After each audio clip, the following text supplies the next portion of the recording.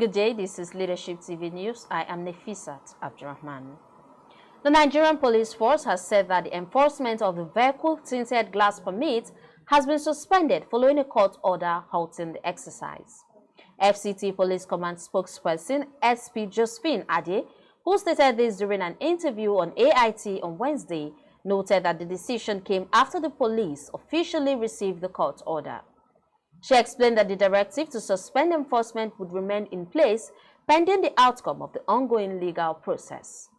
According to her, information reaching me from the office of the force PRO is that the order has been received and the enforcement of the tinted permit is now on hold pending the court's verdict.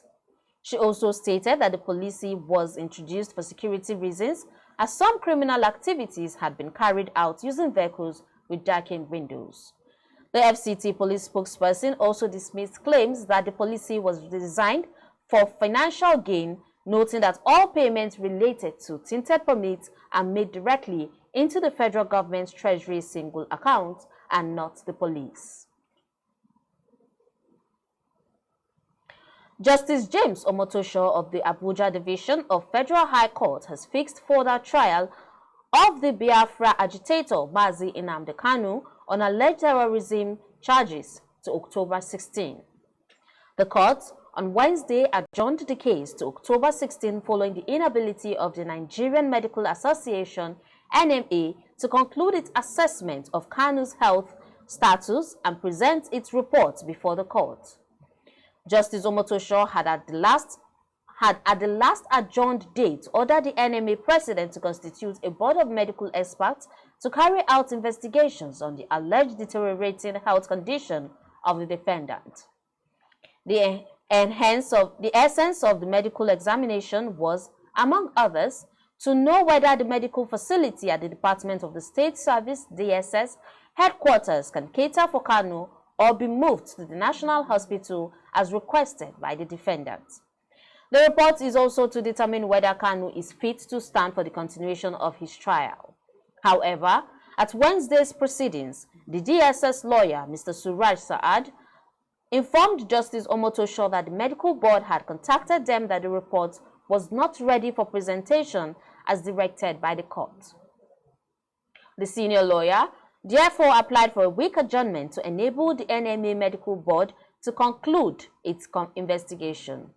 Following no objection to the adjournment request by Onyechi Ikpeazu, who stood for Kanu, Justice Omotosho consequently fixed October 16 for the board to submit its report in order to determine the next line of proceedings. Still on the news, Major General Rogers E.B. Nicholas, the chairman of the fact-finding committee on insecurity set up by Plateau State Governor Caleb Mutfwang, has revealed that all ethnic groups are involved in the violence in the state. After submitting the report to the committee to Mutfwang last month, there were speculations that the report had indicted Fulani herdsmen as the aggressors in the crisis, which has lasted several years.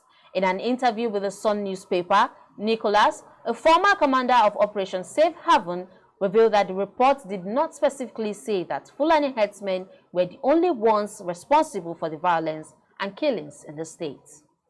The former military officer noted that during the committee's interaction with different communities in the state, it was discovered that both indigenes and non-indigenes were involved in the crisis. He also stated that every ethnic group in the state, irrespective of their religious beliefs, was part of the crisis. This committee that was set up by the state government was to make findings and make recommendations to the state government. There are still secret documents which have been handed over to the state government. So, it's not yet the public domain, and it will not be fair for me to start revealing the findings and recommendations until after the government has issued a white paper on it. Then, it can be made public. But for now, it's a state government paper, so it's domiciled with them, he said. Nicholas said reports flying around that the committee had indicted the herdsmen were wrong and far from the committee's findings, which show that all ethnic groups in the state were involved. He stressed that during interaction with community leaders, the committee was able to piece together information that violence in the state does not emanate from one group alone. According to him, most of the attacks were reprisals after a group was attacked, which often led to bloodshed and wanton destruction of properties.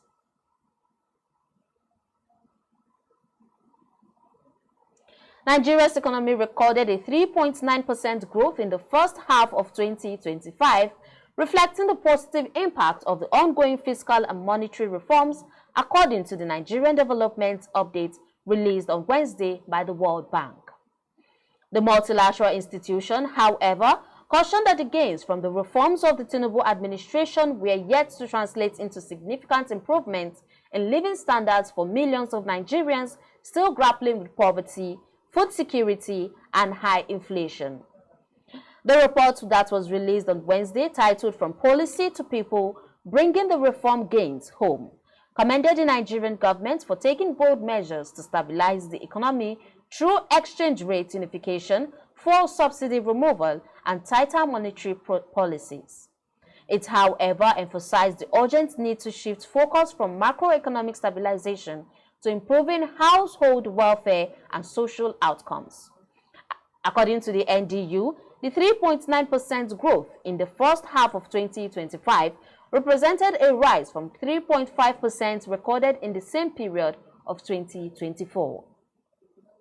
The World Bank attributed this expansion to strong performances in the service and non-oil sector, as well as modest gains in oil production and agriculture. It also noted that Nigeria's external position had improved considerably, with foreign reserves surpassing $42 billion and the current account surplus rising to 6.1% of GDP, buoyed by higher non-oil exports and reduced oil imports.